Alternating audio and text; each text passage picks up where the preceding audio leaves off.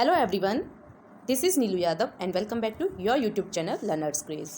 हम एक series start कर रहे हैं जिसमें लास्ट 5 to 6 ईयर्स के प्रीवियस ईयर क्वेश्चन के पेपर के बारे में डिस्कस करेंगे और वो भी हम सब्जेक्टली करेंगे, यानी कि 2015 से लेकर 2020 के तक के जो भी क्वेश्चंस आए हैं यूपी पीसीएस में, उसका एक एक सॉल्यूशन देखेंगे और कौन सा पार्ट कहाँ से रिपीट किया गया है, कितनी बार आया है या फिर नया क्वेश्चन रखा गया है या किस पैटर्न से रखा गया है, इसके बारे में चर्चा करेंगे। और हो सकता है कैसे क्वेश्चन बनेंगे ये भी हम डिस्कस करेंगे। तो 2015 से लेकर 20 के जितने भी क्वेश्चन हैं, जैसे अभी हम आज से स्टार्ट कर रहे हैं पॉलिटिकल साइंस, यानी पॉलिटी से कितने क्वेश्चंस बने हैं 2020 के पीसीएस के पेपर में, यानी यूपी का। उसके बाद में हम फिर देखेंगे कि 2019 में कितने, फिर 2018, फिर 17, 16, 15, यानी 15 से 20 के बीच में हम सीरीज़ चला रहे हैं। उसमें पिछले साल के जो क्वेश्चंस आए हैं सब्जेक्टली डिस्कस करेंगे। जब पॉलिटिकल ख़त्म हो जाएगी उसके बाद में हम हिस्ट्री करेंगे, फिर ज्योग्राफी करेंगे। हिस्ट्री में जो मॉडर्न है, मिडाइवल है और एंशिएंट है, कहाँ से कितना क्वेश्चन आया है ये डिस्कस करेंगे। साथ ही फिर इंडियन ज्योग्राफी और वर्ल्ड ज्योग्राफी, उनके बीच में यानी कि कितने क्वेश्चंस आ सकते हैं, आने की संभावना है। तो स्टार्ट करते हैं फर्स्ट क्वेश्चन से। फर्स्ट क्वेश्चन है, संविधान के किस भाग में पंचायती राज व्यवस्था संबंधी प्रावधान दिए गए हैं? यानी कि भारत के जो भाग हैं टोटल 22, उसके कौन से भाग में पंचायती राज व्यवस्था का वर्णन है? ऑप्शन में है भाग 9, भाग 6, भाग 3 या भाग 4 का। ये के लगे का है इसमें, तो इसका जो राइट आंसर है वो है ऑप्शन ए, यानी कि भाग 9। भाग 9 में पंचायती राज व्यवस्था का प्रावधान दिया गया है। इसके बारे में देखते हैं। भाग 9 में अनुच्छेद 243 से 243 अणा तक 73वां संविधान संशोधन से भारत में पंचायती राज व्यवस्था को जोड़ने का प्रावधान दिया गया था। और ये जो अधिनियम लागू हुआ है वो 24 अप्रैल 1993 से लागू हुआ है। तो यहाँ से क्वेश्चंस 3 बनते हैं। एक तो क्वेश्चन कि कौन से भाग में पंचायती राज व्यवस्था का दिया गया है, कब से लागू हुआ है 24 अप्रैल 1993, और कौन से संविधान संशोधन से हुआ है तो वो 73वां संविधान संशोधन से हुआ है, और कहाँ से कहाँ तक, यानी कौन से अनुच्छेद से कौन से अनुच्छेद तक वर्णन है, तो 243 से 243 अणा तक वर्णन है। ये अधिनियम जो 24 अप्रैल को लागू हुआ है, इसी के आधार पर हर साल 24 अप्रैल को भारतीय पंचायती राज दिवस के रूप में भी मनाया जाता है। यानी पंचायती राज दिवस कब मनाया जाता है? भारत में 24 अप्रैल को मनाया जाता है। बाकी जो भाग बचे ऑप्शन के वो भी देख लेते हैं। तो भाग 6 में जो वर्णन है वो राज्य के बारे में वर्णन दिया गया है। भाग 3 में दिया है वो नागरिकता से संबंधित है, और भाग 4 का है वो मूल कर्तव्यों का वर्णन दिया गया है। ओके, नेक्स्ट क्वेश्चन क्यों बढ़ते हैं। नेक्स्ट क्वेश्चन है, निम्नलिखित में से कौन सा संविधान के अनुच्छेद 3 के तहत संसद के एक कानून द्वारा संभव नहीं है? यानी कि अनुच्छेद 3 में किस चीज़ का वर्णन नहीं है? तो ऑप्शन छांटने हैं। पहला ऑप्शन नए राज्य का गठन, दूसरा है राज्यों के क्षेत्रों में परिवर्तन, और सी है राज्यों की सीमाओं में परिवर्तन, या फिर नए राज्यों का प्रवेश। तो इसका जो राइट आंसर होगा ना वो ऑप्शन डी है, यानी कि नए राज्यों के प्रवेश पर प्रतिबंध लगा है। ये जो वर्णन है वो अनुच्छेद 2 में है। यानी कि हम नए राज्यों का प्रवेश करते हैं नए राज्यों का, तो वो अनुच्छेद 3 के तहत नहीं, अनुच्छेद 2 के तहत किया जाएगा। और अनुच्छेद 3 के तहत हम नए राज्य का गठन कर सकते हैं, यानी हम नहीं करते, संसद करती है साधारण बहुमत से, ठीक है। और वो भी राष्ट्रपति इसकी सिफारिश करेगा। नए राज्य के गठन करने का, क्षेत्रों में परिवर्तन करना है या फिर सीमाओं में भी जो भी परिवर्तन करना है वो राष्ट्रपति सिफारिश करेंगे और संसद करेगी, वो भी साधारण बहुमत से, ठीक है। और जो नए राज्यों का प्रवेश है वो है संसद अनुच्छेद 2 के तहत, ठीक है, वो भी साधारण बहुमत से होगा। नेक्स्ट क्वेश्चन की ओर बढ़ते हैं। नेक्स्ट क्वेश्चन है, इनमें से कौन से पदाधिकारियों को हटाने में संसद की कोई भूमिका नहीं होती है? इसमें ऑप्शन उच्च न्यायालय के न्यायाधीशों, उच्चतम न्यायालय के न्यायाधीशों, अध्यक्ष यानी कि संघ लोक सेवा आयोग के अध्यक्ष, भारत के नियंत्रक और महालेखा परीक्षक को। यानी इनमें से कौन संसद, यानी किसका कार्य नहीं है, संसद का कार्य नहीं है इनको हटाने का? ऑप्शन में है केवल 1 और 2, यानी कि उच्च और उच्चतम न्यायालय के न्यायाधीश, केवल 3 व 4, या फिर 1, 2, 3 या फिर 3। तो इसका जो राइट आंसर है इसका ऑप्शन डी है, यानी कि जो केवल 3, यानी इसको नहीं हटा सकता अध्यक्ष। जो संघ लोक सेवा आयोग यूपीएससी का जो अध्यक्ष होता है उसको संसद की कोई भूमिका नहीं होती है।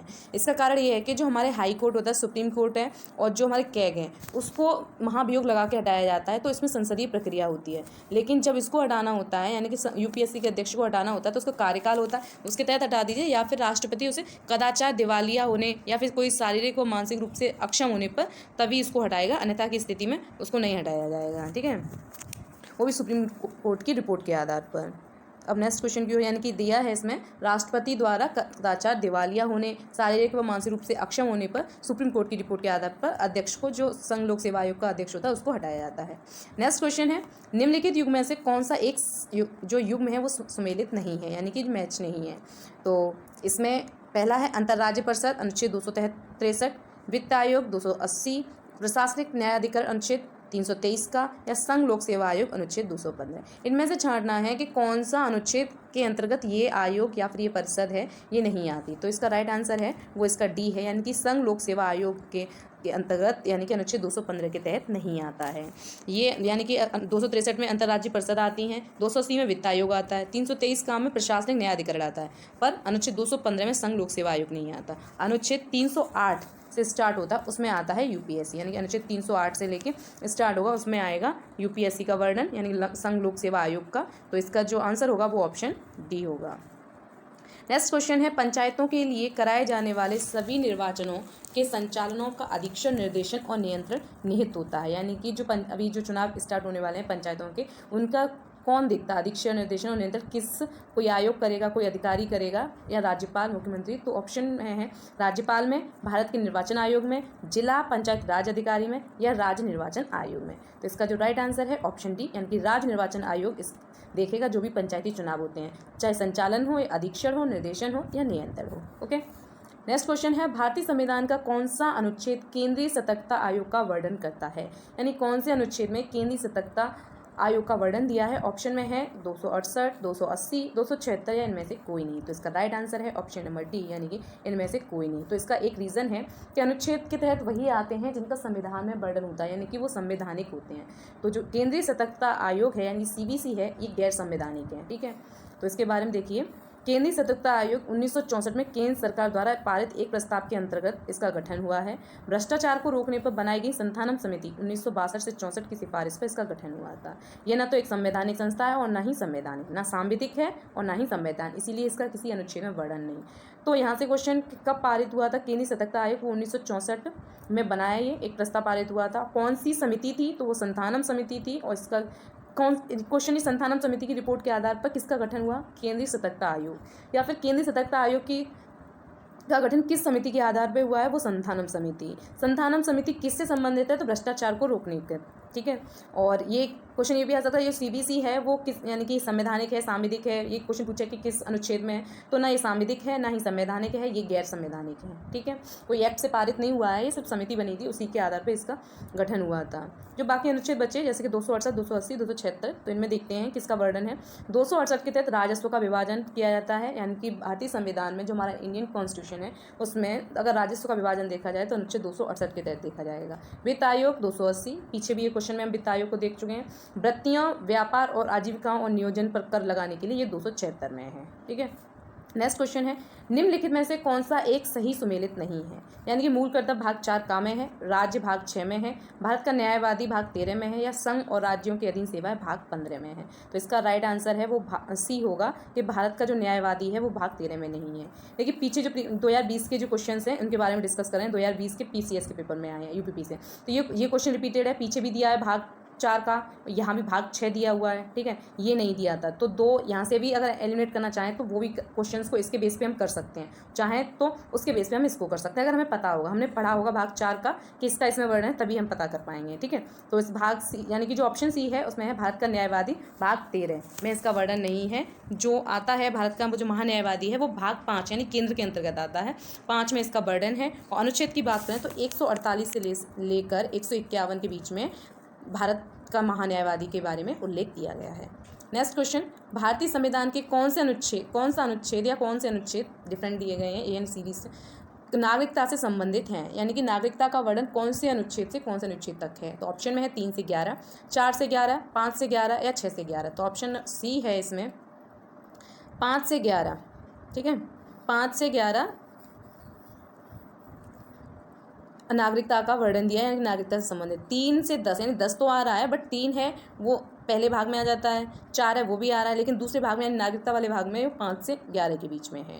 नेक्स्ट क्वेश्चन की ओर बढ़ते हैं। नेक्स्ट क्वेश्चन है, भारतीय संसद की सबसे बड़ी समिति कौन सी है?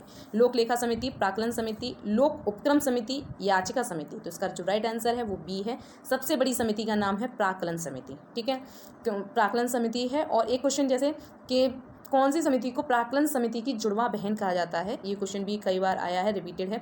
तो वो लोक लेखा समिति को, जो लोक लेखा समिति यानी कि जो हमारा ऑप्शन ए है उसको प्राक्कलन समिति की जुड़वा बहन कहा जाता है। इसका कारण ये है कि ये कैग के साथ में मिलकर ये दोनों ही इकट्ठे मिलकर जो व्यय से संसद द्वारा जो व्यय किए गए हैं उनकी जाँच पड़ताल करता है। तो क्वेश्चन यानी कि ये सबसे बड़ी समिति कौन सी है? प्राक्कलन समिति। और जो जुड़वा बहन है वो कौन है? लोक लेखा समिति। ठीक है। राज्य में मुख्यमंत्री सहित मंत्रिपरिषद में मंत्रियों की न्यूनतम संख्या क्या हो सकती है? यानी राज्य की जो मंत्रिपरिषद है उसमें न्यूनतम संख्या क्या होगी? इसमें अधिकतम नहीं पूछी, न्यूनतम 10, 12, 13, 14। तो इसका राइट आंसर बी होगा, यानी कि न्यूनतम 12 तो होने ही चाहिए। नेक्स्ट क्वेश्चन, भारत के सर्वोच्च न्यायालय ने संविधान के आधारभूत ढांचे के सिद्धांत को स्पष्ट किया, यानी किसका मत था या वाद था? तो उसने बोला था कि सर्वोच्च न्यायालय ने जो सर्वोच्च न्यायालय का सिद्धांत संविधान के आधारभूत ढांचे का सिद्धांत वो सर्वोच्च न्यायालय में बैठता है। तो ये किसका वाद था? ऑप्शन में गोलकनाथवाद 1967, केशवानंद या शंकरी प्रसादवाद या सज्जन सिंह वाद। तो जो केशवानंद भारतीवाद 1973 है ये संबंधित है संविधान के आधारभूत ढांचे से संबंधित। और जो ये सज्जन सिंह वाद है 1965 है, ये संबंधित है कि भारतीय संविधान की जो प्रस्तावना है तो वो उसकी प्रस्तावना से संबंधित है। उन्होंने इसी के बारे में विचार दिया था अपना। ठीक है, इन्होंने बोला था कि इसकी अंग यानी मूलात्मा ये है या नहीं है, इसी के बारे में वर्णन था। नेक्स्ट की ओर बढ़ते हैं। निम्नलिखित में से कौन सा एक सुमेलित नहीं है? अनुच्छेद 39A समान न्याय एवं निःशुल्क विधिक सहायता, या 40 ग्राम पंचायतों का गठन, 44 समान नागरिक संहिता, या 48 न्यायपालिकाओं का कार्यपालिका से पृथककरण। यानी कौन सी मैचिंग सही नहीं है? अनुच्छेद में लाने और अनुच्छेद में किसका वर्णन है ये मैच करना है। तो इसका जो राइट आंसर है ऑप्शन डी है, यानी 48 में नहीं है न्यायपालिका कार्यपालिका का पृथककरण, वो अनुच्छेद 50 में है। ठीक है, अनुच्छेद 50 में वर्णन किया गया है न्यायपालिका और कार्यपालिका के पृथककरण से संबंधित। और जो अनुच्छेद 48 है, अनुच्छेद 48 में वर्णन दिया गया है कि जो ये एक नीति निर्देशक तत्वों के तहत आते हैं। ठीक है, 48 में है कि राज्य देश के पर्यावरण के संरक्षण में और संवर्धन का तथा वन व वन्य जीवों की सुरक्षा का प्रयास करेगा। ठीक है, ये 48 काम है और मूल रूप से 48 जो है ये राज्य कृषि व पशुपालन की वैज्ञानिक प्रणालियों का विकास करेगा, जैसे दारू व वाहक पशुओं की जो भी नस्ल हैं उनमें सुधार व संरक्षण तथा उनका वध प्रतिबंध करेगा। तो ये नीति निर्देशक 48 में नहीं है न्यायपालिकाओं या कार्यपालिका का पृथककरण, ये है अनुच्छेद 50 में जो आता नीति निर्देशक तत्व। ठीक है, नेक्स्ट क्वेश्चन है, निम्नलिखित में से किस पर गतिरोध दूर करने हेतु लोकसभा और राज्यसभा की संयुक्त बैठक हो सकती है? इसमें जो ऑप्शन है वो है सामान्य विधेयक, धन विधेयक, संविधान विधेयक या विनियोग विधेयक। तो इसका जो राइट आंसर है सामान्य विधेयक, यानी सामान्य विधेयक के तहत अगर कोई गतिरोध उत्पन्न हो जाता है तो राष्ट्रपति लोकसभा और राज्यसभा की संयुक्त बैठक को बुला सकता है। तो इसके बारे में थोड़ा देखते हैं। किसी विधेयक पर गतिरोध की स्थिति में संविधान द्वारा संयुक्त बैठक की एक असाधारण व्यवस्था की गई है। यह निम्नलिखित 3 में से किसी एक परिस्थिति में बुलाई जाती है, जब एक सदन द्वारा विधेयक पारित कर दूसरे को भेजा जाता है। 3 सर्कमस्टेंसेस होती हैं। पहली, यदि विधेयक को दूसरे सदन द्वारा अस्वीकृत कर दिया गया हो, यदि सदन विधेयक में किए गए संशोधन को मानने से असहमत हो, या दूसरे सदन द्वारा बिना विधेयक को पास किए हुए 6 महीने से ज़्यादा समय हो गया हो। यानी इस टाइप से मान लीजिए हमारी संसद है, इधर है लोकसभा और इधर है राज्यसभा। मान लीजिए यहाँ से कोई विधेयक पारित हुआ, यहाँ पे डाल दिया तो यहाँ इसने अस्वीकृत कर दिया। दूसरा, अगर इसने संविधान भेजा तो इसने कहा कि कोई संशोधन नहीं होगा, माना नहीं जाएगा। या फिर इधर से या फिर कोई भी मतलब किसी भी सदन से अगर लोकसभा से राज्यसभा में भेजा गया और इसने 6 महीने से ज़्यादा टाइम हो गया, इसने ना पारित किया ना कुछ इसने जवाब दिया, तो राष्ट्रपति इसको संयुक्त बैठक बुलाएगा दोनों विधेयक। इसके बारे में नीचे डिस्क्रिप्शन में दिया गया है, पढ़ लीजिए। ये मैंने लक्ष्मीकांत से लिया गया है, जो क्लिप्स हैं फोटो वो लक्ष्मीकांत से है। ठीक है, और ये 3 बार रखा, यानी कि हमारे अभी तक जो 3 बार संयुक्त बैठक हो चुकी है 1950 से दोनों सदनों की संयुक्त बैठक को 3 बार बुलाया गया है। पहली हुई है दहेज प्रतिषेध विधेयक 1960 में, बैंक सेवा आयोग विधेयक 1977 और आतंकवाद निवारण विधेयक 2002। ठीक है, ये हो गए प्रीवियस ईयर के क्वेश्चंस 2020 के पॉलिटी से जो भी क्वेश्चंस आए हैं यूपीपीसीएस में। ये भी क्वेश्चन है जो मैंने डाला है, इसका आप आंसर गूगल करके या फिर आपने पढ़ा हो मुझे कमेंट सेक्शन में इसका जवाब दीजिए। क्वेश्चन है कि भारत की संविधान सभा ने निम्नलिखित में से किस तिथि को राष्ट्रीय ध्वज को अपनाया था? ठीक है, 22 जनवरी 1950, 24 जनवरी 1950, 22 जुलाई 1947 या 22 जुलाई 1948। इसका जो आंसर है वो कमेंट सेक्शन में। ओके, आज के लिए इतना ही। Thank you. कल मिलेंगे 2019 के क्वेश्चंस को लेकर। Okay, thank you.